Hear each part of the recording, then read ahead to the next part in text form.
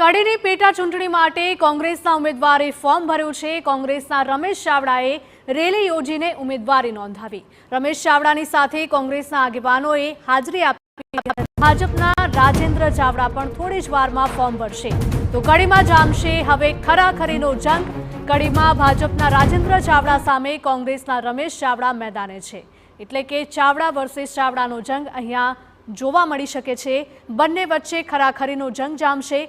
કોંગ્રેસના રમેશ ચાવડાએ વર્ષ 2012ની વિધાનસભા ચૂંટણીમાં અભિનેતા હિતુ કનોડિયાને પરાજય આપ્યો હતો।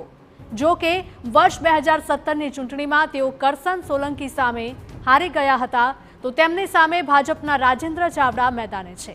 તેઓ વર્ષ 1985માં જોટાણા વિધાનસભા વિભાગમાંથી ભાજપના ઉમેદવાર તરીકે ચૂંટણી લડ્યા હતા, જેમાં કોંગ્રેસના હરીફ ઉમેદવાર સામે 4312 મતથી પરાજય થયેલ હતો। તો કડીની પેટા ચૂંટણી માટે કોંગ્રેસના ઉમેદવારે ફોર્મ ભર્યું છે।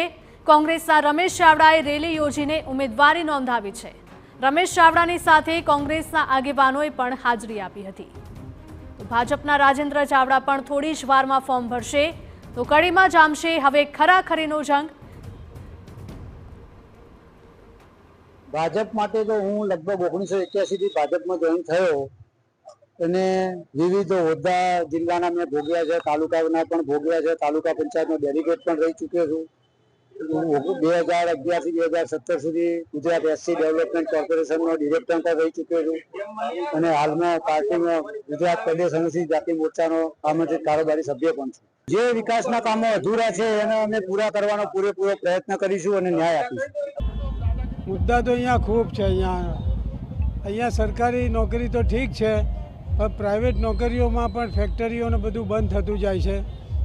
નાનો માણસ છે જે એને ક્યાંય નોકરી મળતી છે નહીં, ખૂબ પરેશાન છે।